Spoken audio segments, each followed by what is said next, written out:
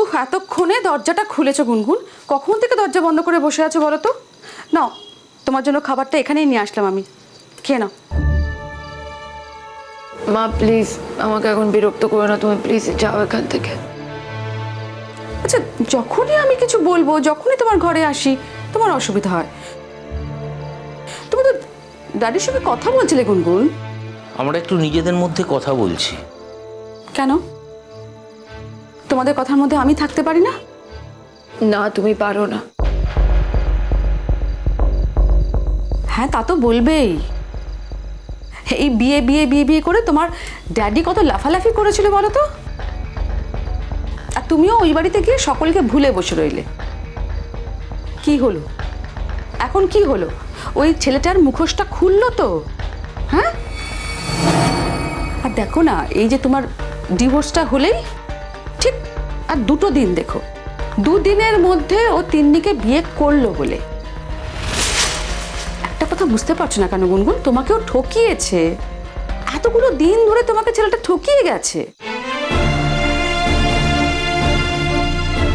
কি হলো মা, কাঁদছো কেন? তুমি এখান থেকে যাও না, আমি তো ওর সাথে কথা বলছি। তুমি যাও না এখান থেকে। তুমি কেন এসছো? আমরা তো অন্য কথা বলছিলাম, তার মধ্যে ঢুকে উল্টো পাল্টা সব কথা বলছে। আমি কিচ্ছু উল্টো পাল্টা কথা বলিনি কৌশিক। যেটা ঘটবে আমি সেটাই বলেছি। আমার মেয়েকে দোষ দিয়েছে, আমার মেয়ের সম্বন্ধে উল্টো পাল্টা কথা বলেছে, তাও কার সঙ্গে না? ওদেরই এক আত্মীয়র সঙ্গে। বাহ! আর ও যে নিজেই এরকম করে বেড়াচ্ছে, বুঝতে পারছো না?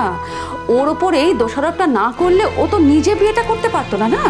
সেই জন্য এই কাজটা করেছে। আমি তোমার হাত জোর করে বলছি শিল্পী, প্লিজ এখন এখান থেকে একটু যাও। হ্যাঁ, আমি যাচ্ছি। আমি শুধু ওর জন্য খাবারটা নিয়ে এসেছিলাম, খেয়ে নাও গুনগুন। আমি এখন খাবো না মা, আমি তো বারবার বলছি আমি এখন খাবো না খাবো না খাবো না, প্লিজ তুমি যাও না। আর শোনো, তুমি যত আমাকে জোর করবে আমার কিন্তু তত জেদ বাড়বে। আমি এখন একবার বলছি খাবো না, আমি এখন খাবো না। ঠিক আছে ঠিক আছে, রিল্যাক্স। উফ, আমি যাচ্ছি, আমি এখন যাচ্ছি। তুমি ড্যাডির সঙ্গে কথা বলো, কিন্তু একটু পরে কথা শেষ হয়ে গেলে কিন্তু আমি আসবো, নিজে হাতে তোমাকে খাইয়ে দিয়ে যাবো। খাইয়ে দেবো? জীবনে তো কোনোদিন খাইয়ে দাওনি আমাকে, সারা জীবন তো পিসিমণিই খাইয়ে দিয়েছে। এখন মানে পিসিমণিকে দেখে দেখে তোমার মনে হয়েছে তুমিও একটু খাইয়ে দাও আমাকে, মানে তুমি পিসিমণির সাথে একটু কম্পিট করতে চাইছো, আর কিচ্ছু না। আর তোমার যদি মনে হয় যে আজকে তুমি আমাকে খাইয়ে দেবে বললে তোমাকে আমি পিসিমণির থেকে বেশি ভালোবাসবো, সেটা কিন্তু কখনো হবে না মা। পিসিমণির জায়গাটা পিসিমণিরই থাকবে, তুমি নিতে পারবে না। হ্যাঁ, তোমার বাবার জায়গা, তোমার পিসিমণির জায়গা, সবার জায়গা ঠিকঠাকভাবে থাকবে। আর আমি তো পড়ে পাওয়া 14 আনা। কিন্তু গুনগুন, একটা কথা জেনে রাখো, এই মাই কিন্তু তোমাকে সত্যি কথাটা বলবে। আর এই মাই কিন্তু তোমার জগৎটা জানতে শিখিয়েছে, যেটা আর কেউ পারে না। তোমার বাবা তো কিছুই বোঝে না, তা না হলে এরকম একটা ফ্যামিলিতে তোমার বিয়ে ঠিক করে বলো তো? শিল্পী, ওকে, আমি চলে যাচ্ছি, কিন্তু সত্যি কথাটা আমার মুখে আটকায় না। সত্যি কথা আমি বলবই।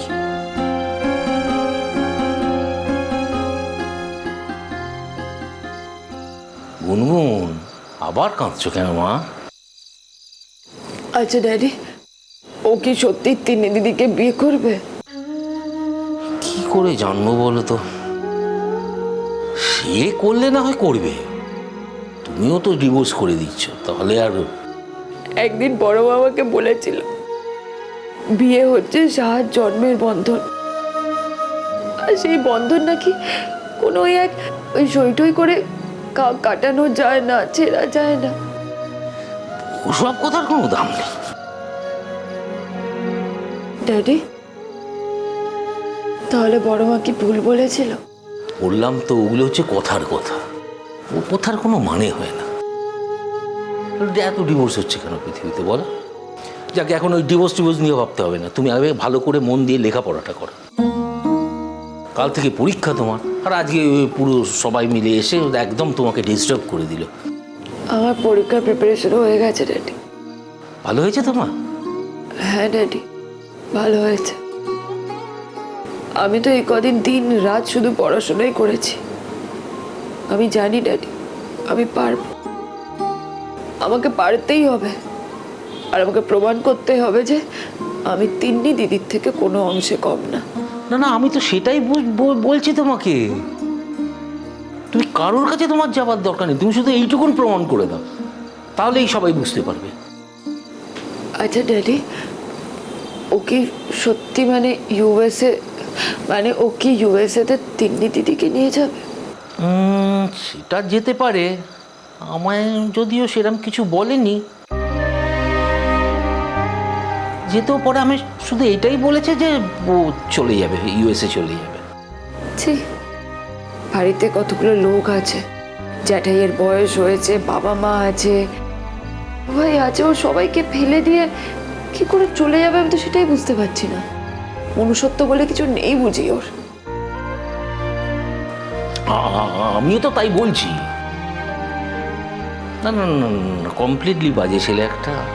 আমি ওকে চিনতে পারিনি, আমি ওকে ভুল বুঝেছিলাম।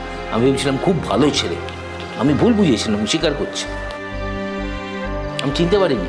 না ড্যাডি, তো মানে ও কিন্তু কমপ্লিটলি বাজে না।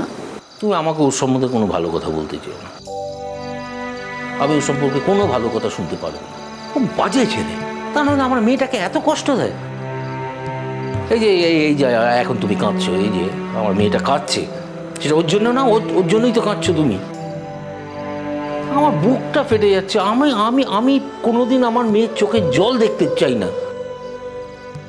দুদিনের একটা ছেলে আমার মেয়ের চোখ থেকে জল ফেলাচ্ছে।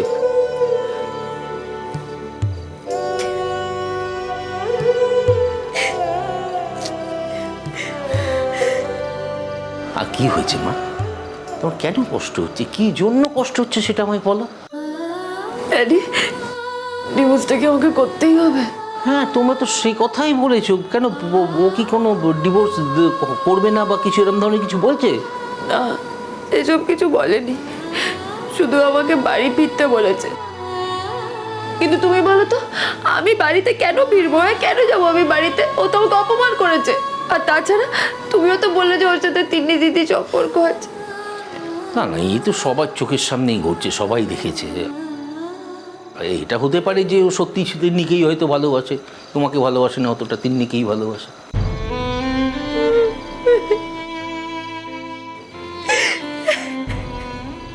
দেখো, যেটা সত্যি সেটা তোমায় মেনে নিতে হবে না, সত্যিটাকে মানতে হবে না। কিন্তু আমাকে একটা কথা বলো তো, ও যদি সত্যি শুধু তিন্নি দিদিকেই ভালোবাসতো, তাহলে আমি কিসে ভালো থাকবো, কিসে ভালো থাকবো না, এত কথা ও ভাবতো কেন? ভাবতো বুঝি? হ্যাঁ, ভাবতো তো, মানে খুবই ভাবতো। আমার খুব কেয়ার নিত। কি জানি বাবা, আমি তো বাবা কিছু বুঝতে পারছি না। হয়তো পুরোটা খারাপ নয়, একটু একটু ভালো। না, পুরোটা খারাপ নয়, মানে ওই একটু একটু খারাপ, কিন্তু বেশিটা ভালো। আমি এইসব পথে বিশ্বাস করি না। ভালো হোক খারাপ হোক, তোমার সাথে সম্পর্ক মিটে গেছে, ব্যাস। সম্পর্ক তো এখনো মেটেনি, আমাদের তো এখনো ডিভোর্সটা হয়নি। মনে মনে তো ঠিকই করে নিয়েছো যে ডিভোর্স হবে, মনে মনে ঠিক করাটাই আসল। তুমি তো ওখান থেকে চলে এসছো, সবাইকে বলে এসছো, তুমি আমাকেও বলেছো যে তুমি আর ও বাড়িতে যাবে না। তুমি নিশ্চয়ই এখন আর তোমার কথা বদলাবে না।